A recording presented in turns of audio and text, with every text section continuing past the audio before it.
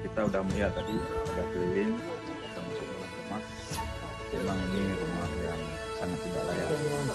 Beliau bersama dua orang anaknya yang sekolah SD, yang satu lagi TK, dan telah berkomunikasi dengan PJ Bupati dan hadir kepala desa yang seperti insya Allah tahun depan sudah ada rumah untuk beliau.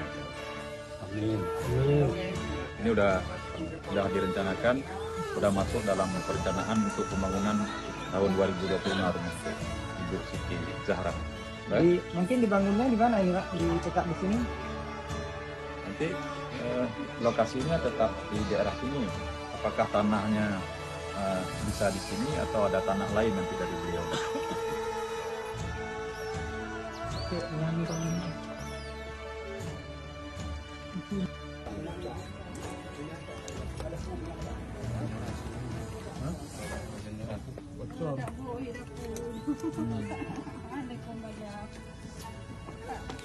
Nyot diri tak ah.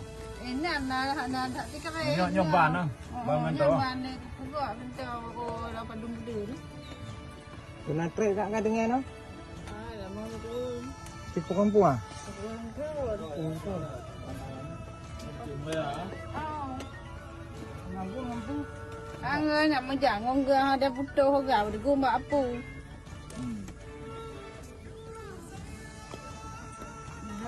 Gua mak je.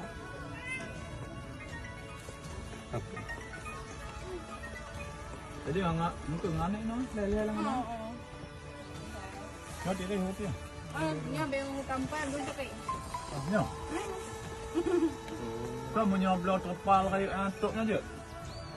Ada sini. Ada. Ada mantap pa. Oh, di situ kai apa kena no. Tak gitu.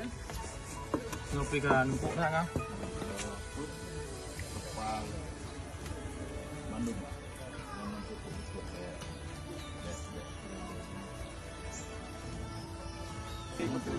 Hah?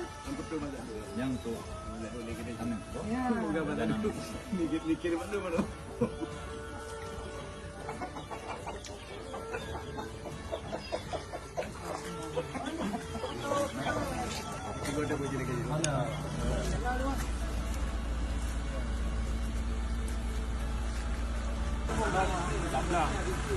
Yok